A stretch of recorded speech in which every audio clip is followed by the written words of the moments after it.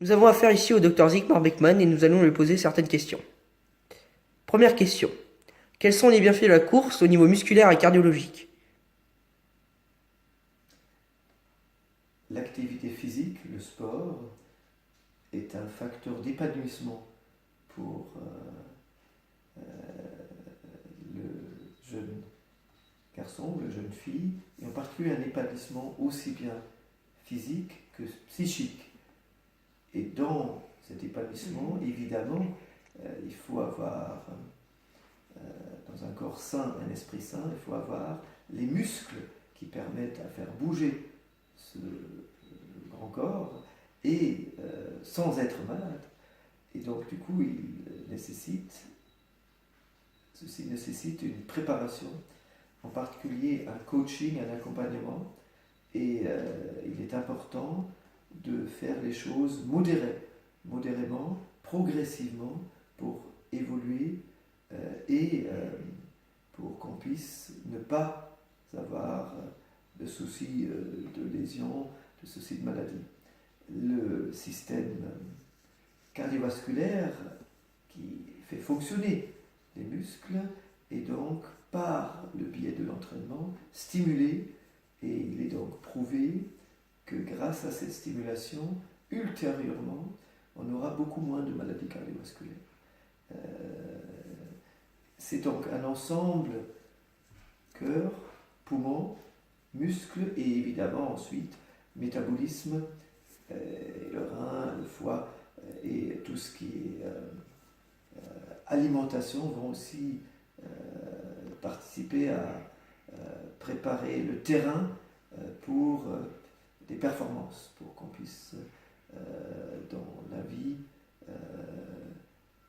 évoluer et battre des records. Deuxième question. Quel type de blessure retrouve-t-on lors de la pratique de la course à pied? Les blessures qui surviennent chez un enfant au moment d'une course à pied sont assez rares.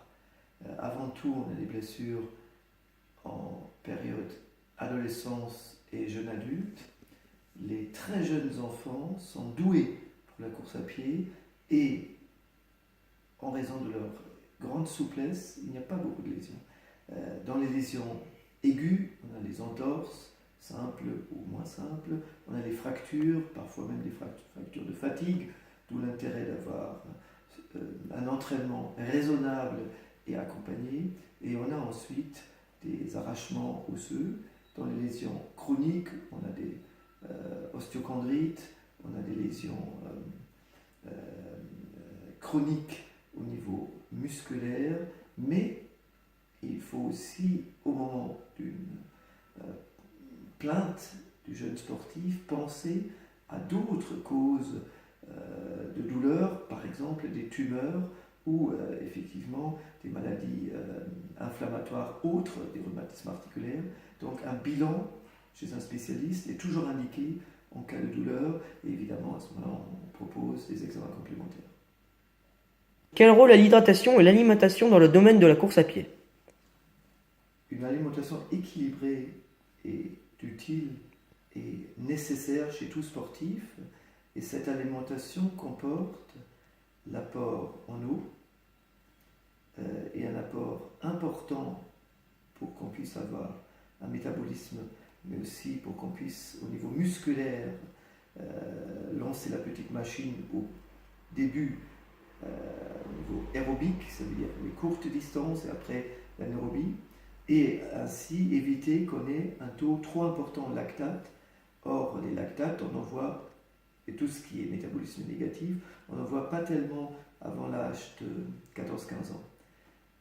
Les autres apports, lipides, glucides, protéines, sont nécessaires pour la croissance, et la croissance pourrait se faire que quand il y a un équilibre des aliments, et les conseils du médecin et du nutritionniste, mais aussi au moment même de la récupération, un bon apport en eau est nécessaire pour éviter des lésions musculaires et pour éviter des traumatismes.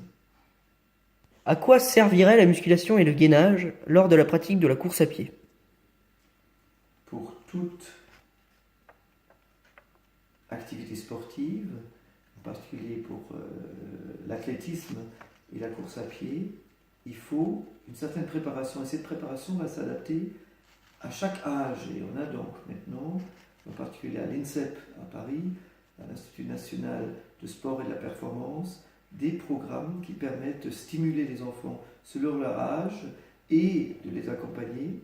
Et le développement musculaire, et ensuite, chez le plus grand, le gainage, ça veut dire le développement important des muscles pour chaque spécialité. Pour une course à pied courte distance, ce ne sont pas les mêmes muscles qui travaillent que pour une course à pied longue distance, permet d'équilibrer le corps et stimuler sa croissance par rapport à un besoin de performance.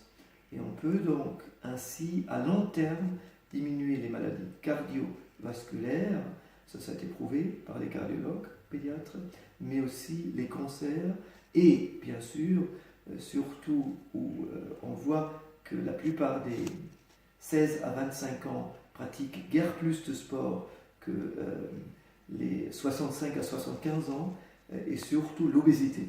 Et on peut donc éviter l'obésité chez nos jeunes enfants déjà à ce niveau-là.